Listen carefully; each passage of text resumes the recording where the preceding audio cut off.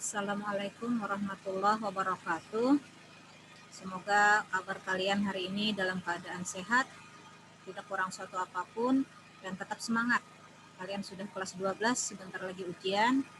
Tolong kurangi dulu hal-hal yang tidak ada hubungannya dengan pelajaran, seperti mungkin kita lihat keadaan sekarang ini lagi rame-ramenya dibicarakan tentang demo. Tolong kalian jangan ikut-ikutan hal-hal yang kurang atau tidak bermanfaat ya, yang bisa merugikan diri kalian. Pada pertemuan sebelumnya kita sudah membahas tentang beberapa istilah yang sering digunakan di dalam statistik. Nah, pada hari ini kita lanjutkan membahas tentang tentang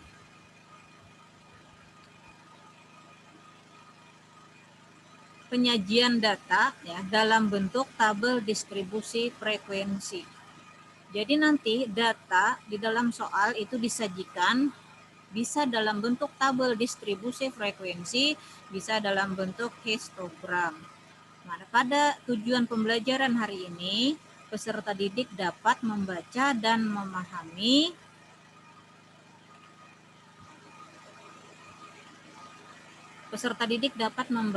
memahami penyajian data dalam bentuk tabel distribusi frekuensi untuk dapat menganalisis dan menyelesaikan masalah yang berkaitan dengan ukuran pemusatan dan penyebaran data.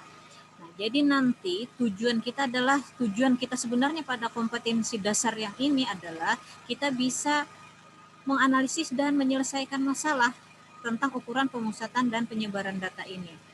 Nanti sajian datanya bisa dalam bentuk tabel distribusi frekuensi yang akan kita pelajari hari ini, dan bisa juga nanti dalam bentuk dalam bentuk histogram yang akan kita pelajari pada pertemuan yang akan datang. Jadi untuk hari ini kita belajar dulu tentang tabel distribusi frekuensi. Kalau kalian tidak bisa membaca dan memahami tentang tabel distribusi frekuensi ini, berarti kalian tidak bisa nanti menghitung atau menganalisis ukuran pemusatan dan penyebaran data. Jadi materi pada hari ini sangat penting untuk untuk mencapai tujuan kompetensi dasar kita pada kali ini. Penyajian data tunggal di dalam bentuk diagram ya, sebenarnya ada banyak, diantaranya diagram batang, diagram garis, diagram lingkaran, diagram gambar, atau ada buku yang menulis piktogram, diagram batang daun, diagram kotak garis. Pada kesempatan ini Ibu tidak membahas secara detail tentang diagram data tunggal ini. Kalian bisa eksplor sendiri, mungkin melalui YouTube, Google, ataupun buku paket dan sumber belajar lainnya. Kita langsung pada permasalahan inti kita, yaitu penyajian data dalam bentuk tabel distribusi frekuensi ya.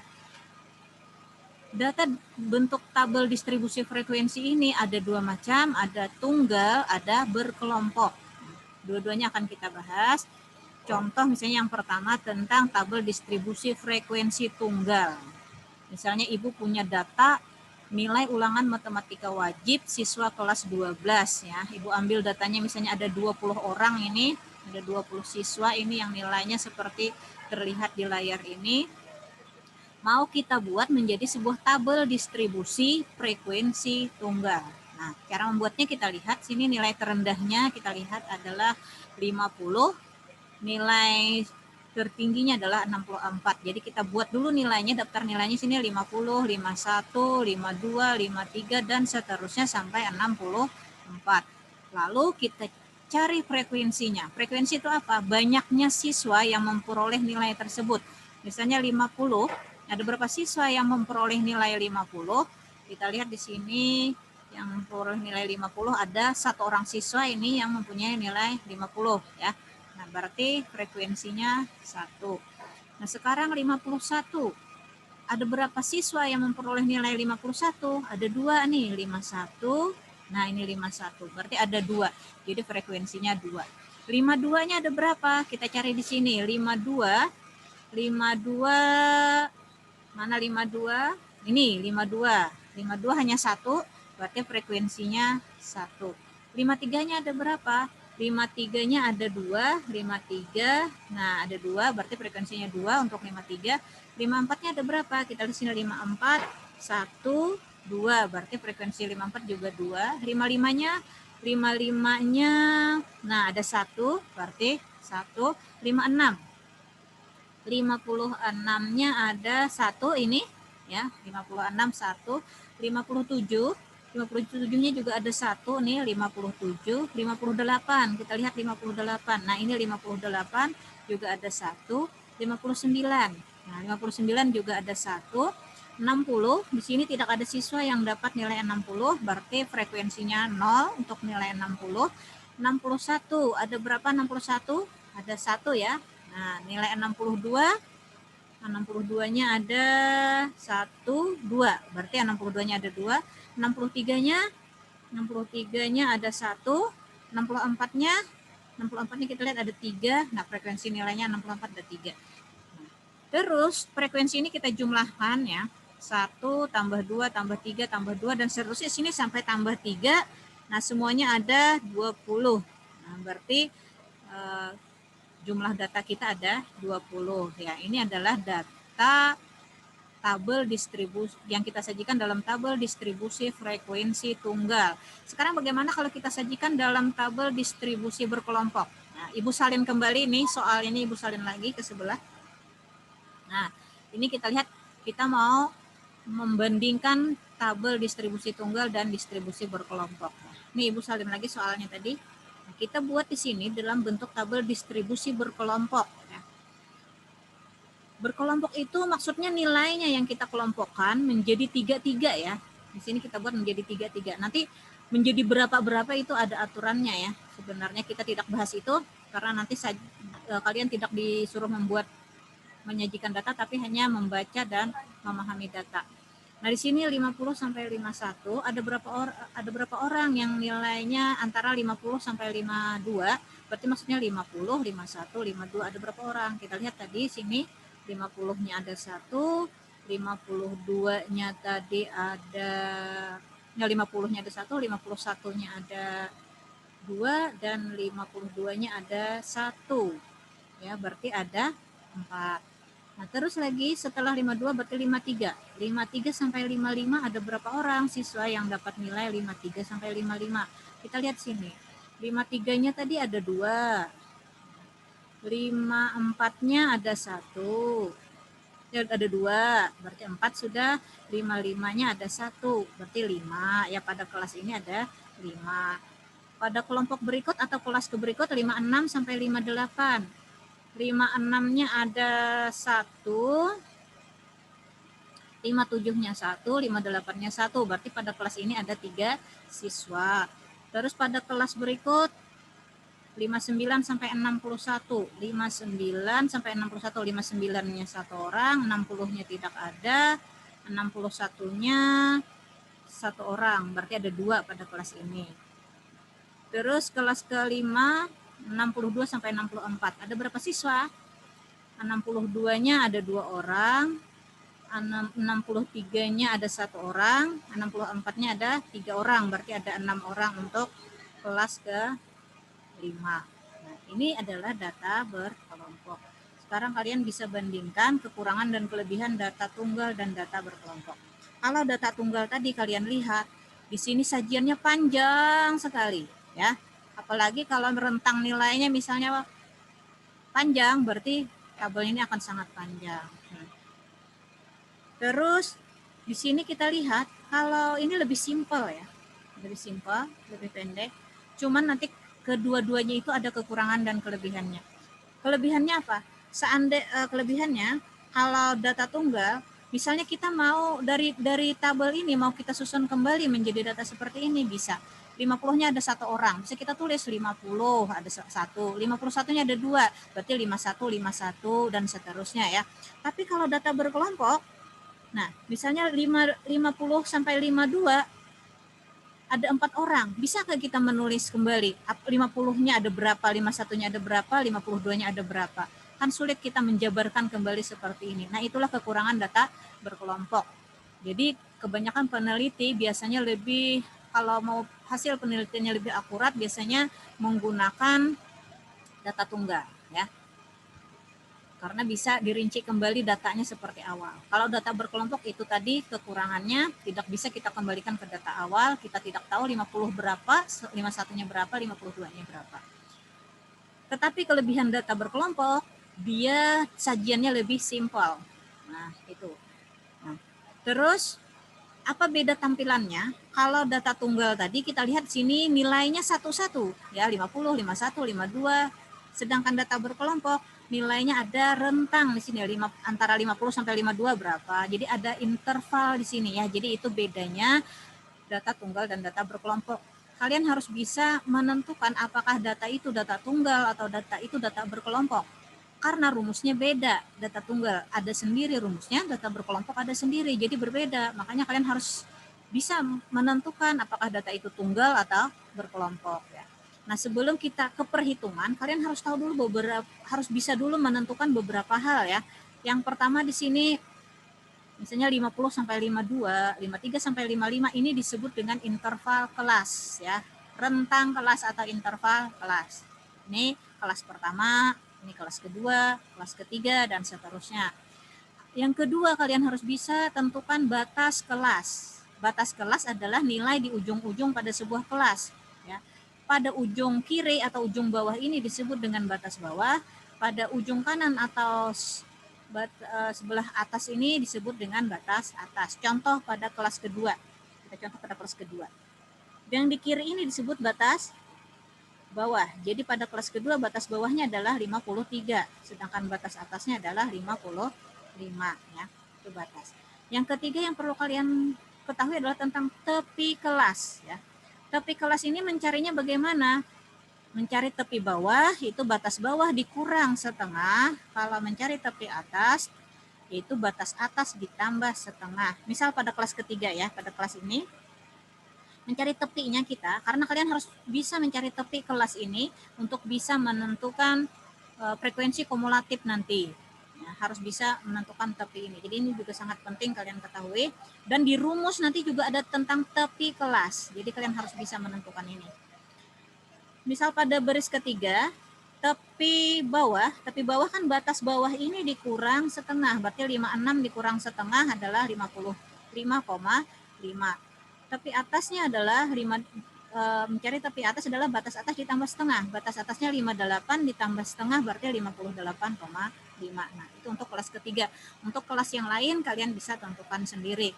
Nah, terus di sini ada juga tentang panjang kelas. Atau ada juga buku yang menulis lebar kelas. Ada yang buku menulis interval kelas. Ini juga masuk dalam rumus ya. Baik itu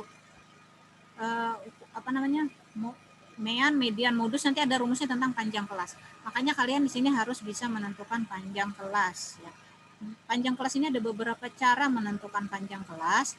Misalnya pada kelas ketiga, kita lihat pada kelas ketiga tadi, rumus panjang kelas itu tepi atas dikurang tepi bawah. Nah, pada kelas ketiga tadi kan sudah kita tentukan tepi atas dan tepi bawahnya. Tepi atas dikurang tepi bawah. 58,5 dikurang 55,5. Berarti 3 ya. Jadi ada 3 cara. Ada beberapa cara menentukan panjang kelas. Kalian nanti silahkan mana yang menurut kalian lebih mudah. Yang pertama tadi pakai rumus yaitu tepi atas dikurang tepi bawah. Nah, yang kedua kalian rinci ya, pakai jari. Pakai jari. Di sini kalian dari awal angka ini misalnya 56 sampai 58. Berarti 56-nya masuk, 58-nya masuk ya. 56, 57, 58. Berarti ada 3 ya. 56, 57, 58. Ada 3. Nah, berarti panjang kelasnya ada 3. Jadi itu dirinci pakai jari. Atau yang ketiga, kalian bisa menentukan panjang kelas ini dengan melihat perubahan angka ke bawah. Lihat, angka ke bawahnya 50, 53, 56, 59. Ini kan bertambah 3 terus nih. Nah, berarti panjang kelasnya 3. Ingat ya, panjang kelas ini sudah di dalam pembuatan tabel distribusi berkelompok ini sudah ada ketentuan bahwa panjang setiap kelas ini harus sama. Jadi kalian cukup menghitung satu saja kelasnya, menghitung panjangnya satu kelas saja, maka yang lainnya sama. Misalnya tadi pada baris, contoh kita tadi pada baris ketiga, panjang kelasnya adalah 3. Maka baris ke-1, ke-2, ke-4, dan ke-5 juga panjangnya adalah 3. Ya, jadi tidak perlu dihitung lagi, cukup satu aja. Yang berikut yang perlu kalian pahami adalah tentang titik tengah kelas. Titik tengah kelas ini apa cara menghitungnya? Yaitu batas bawah ditambah batas atas dikalikan setengah atau sama aja dengan dibagi 2 ya. Contoh pada kelas pertama. Batas ini ya bukan tepi ya, kalau titik tengah ini batas bukan tepi.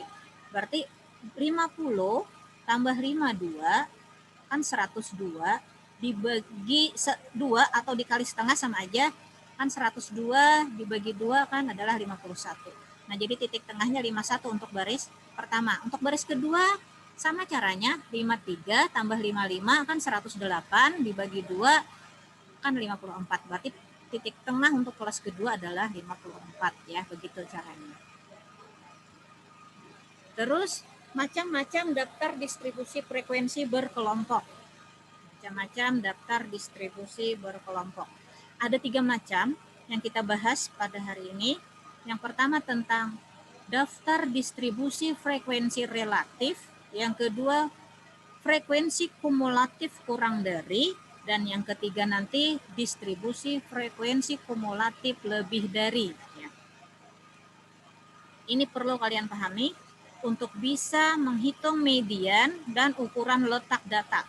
Ukuran letak data nanti tentang desil, persentil, dan kuartil ya. Kuartil, desil, dan persen. Jadi ada 3 nanti ukuran letak data dia dan median harus menggunakan FK ini. Makanya kalian harus bisa memahami dan membuat FK-nya ya. Untuk mencari daftar distribusi frekuensi relatif, rumusnya ini, frekuensi tiap kelas dibagi frekuensi total dikali 100%. Untuk mencari frekuensi kumulatif kurang dari, ya, kalian bisa membuat daftar yang menyatakan jumlah frekuensi nilai data yang kurang dari nilai tepi atas tiap kelas. Jadi kalau kita mau membuat daftar distribusi frekuensi kumulatif kurang dari, berarti dasarnya nanti adalah tepi atas ya. Tepi atas, ingat tepi atas. Lambangnya FK kurang dari. K-nya ini adalah indeks, ditulis lebih kecil agak ke bawah. Terus yang ketiga, daftar distribusi frekuensi kumulatif lebih dari. Nah, sekarang lebih dari. Kalau lebih dari, maka dasarnya adalah tepi bawah tiap kelas ya. Jadi daftar distribusi frekuensi kumulatif lebih dari yaitu daftar yang menyatakan jumlah frekuensi nilai data yang lebih dari nilai tepi bawah tiap kelas. Jadi kalau FK kurang dari dasarnya adalah tepi atas, kalau FK lebih dari dasarnya adalah tepi bawah ya. Jadi FK lebih dari lambangnya nih, FK lebih dari sama dengan. Nah, sekarang kita ke soal. Ya. Soal yang tadi, Ibu copy lagi ke sini. Coba kita menghitung yang 3 hal itu. Yang pertama tentang daftar distribusi frekuensi relatif. Ya, ini daftar nilainya tadi, frekuensinya tadi. Nah, kolom yang ini yang kita hitung. Rumusnya tadi kan frekuensi tiap kelas dibagi frekuensi total dikali 100%. Nah, frekuensi totalnya berapa? 20. Ya. Sekarang pada kelas pertama, coba pada kelas pertama frekuensi kelasnya 4 dibagi frekuensi totalnya 20 dikali 100%. 4 kali 100%, 400% dibagi 20 sama dengan 20%. Ibu tulis 20 saja, persennya sudah masuk dalam judul kolom di sini. Jadi maksudnya ini 20%. Begitu juga untuk kelas kedua ya. Untuk menghitung kelas kedua berarti frekuensi relatifnya 5 dibagi 20 dikali 100%. 5 kali 100% adalah 500%, dibagi 20 berarti 25%. Dan seterusnya sampai yang kelima kalian bisa hitung sendiri. Nah, terus yang kedua kita menghitung daftar distribusi frekuensi kumulatif kurang dari. Ingat, kalau kurang dari dasarnya adalah tepi atas ya. Kita lihat tepi atas tadi kayak apa? Batas atas ditambah setengah. Nah, batas atas yang ini ditambah setengah. Berarti 52,5 52 ditambah setengah. Berarti tepi atasnya 52,5. Baris kedua tepi atasnya adalah 55 ditambah setengah. Berarti 55,5. Yang ini tambah setengah berarti 58,5, 61 tambah setengah 61,5, 64 tambah setengah 64,5. Ini adalah dasarnya ya, tepi atas. Nah, sekarang penting sekali kalian untuk bisa membuat kolom yang ini agar bisa menghitung median, kuartil, desel, dan persentil tadi ya. Kita lihat bagaimana cara memahaminya. Kita kurang dari ya, bacanya kurang dari. Berapa orangkah siswa yang memiliki nilai kurang dari 52,5? Yang kurang dari 52,5 ada berapa? Kan ini kan 50 sampai 52, berarti dia kurang dari 52,5. Nah, berarti ada 4 orang. Baris kedua, yang kurang dari 55,5. Nah, yang kurang dari 50, kalau ini kan sampai 55, berarti yang kurang dari 55,5 kan tentunya 4 dan 5 ini, ya, berarti 9. Yang kurang dari 58,5, kalau ini kan 50 sampai 52, 53 sampai 55, 56 sampai 58, semuanya kan kurang dari 58,5, berarti ketiganya ini kurang dari 58,5, berarti 4 tambah 5 tambah 3, jadinya 12 ya. Yang baris yang ini, berapakah siswa yang nilainya kurang dari 61,5? Tentunya keempat baris ini termasuk ya. 4 tambah 5 tambah 3 tambah 2, berarti 14 ya. Yang terakhir, berapakah banyaknya siswa yang memperoleh nilai kurang dari 64,5? Nah, tentunya semuanya kurang dari 64,5, yaitu ada 20 siswa. Nah, bagaimana cara?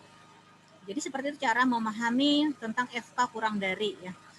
Ada cara cepatnya nih, tinggal kalian lihat coba, 4 ya kan, tulis 4 tambah 5 9 tambah 3 12 tambah 2 14 tambah 6 20. Jadi begitu, gampang sekali ya sebenarnya menentukan FK kurang dari ini. Nah, selanjutnya FK lebih dari. Ingat, FK lebih dari tadi dasarnya adalah tepi bawah, jangan terbalik ya, kalau kurang dari tepi atas, kalau lebih dari tepi bawah. Nah, tepi bawah. Tepi bawah tadi mencarinya bagaimana tadi? Sudah Ibu sampaikan, batas bawah dikurangi setengah. Lihat batas bawah mana? Batas bawah itu yang di sebelah kiri sini, yang angka-angka di sebelah kiri sini, dikurangi setengah. 50 dikurang setengah berarti 49,5. 53 dikurang setengah berarti 52,5. 56 dikurang setengah berarti 55,5 dan seterusnya sampai baris terakhir ini. Bagaimana menentukan F lebih dari sama dengannya?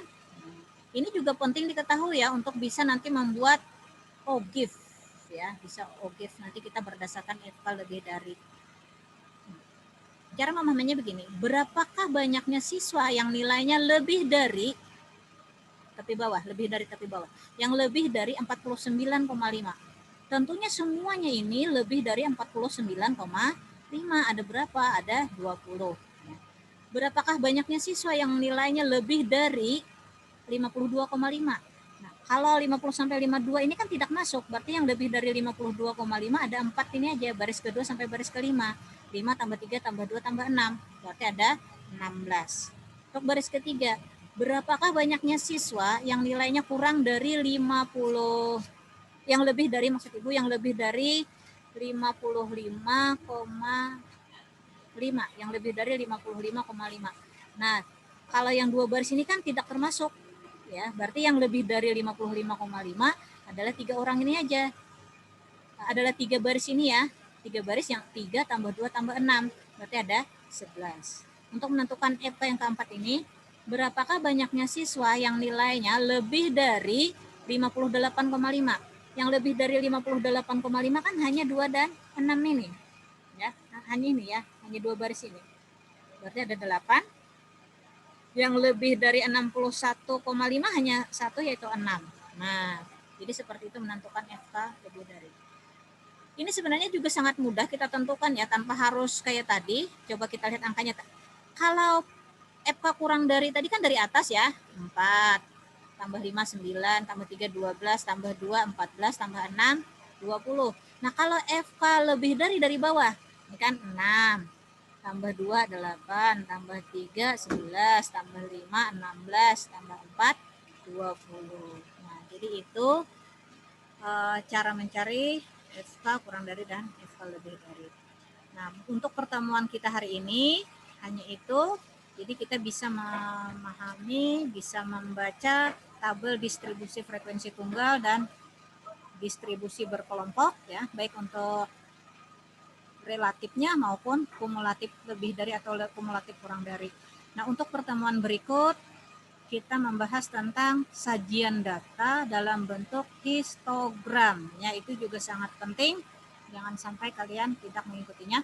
Kalian bisa mempelajarinya lebih awal atau lebih dulu ya tentang penyajian data dalam bentuk histogram itu bisa kalian cari di YouTube atau Google atau buku paket atau catatan kakak kelas terdahulu, silahkan ya.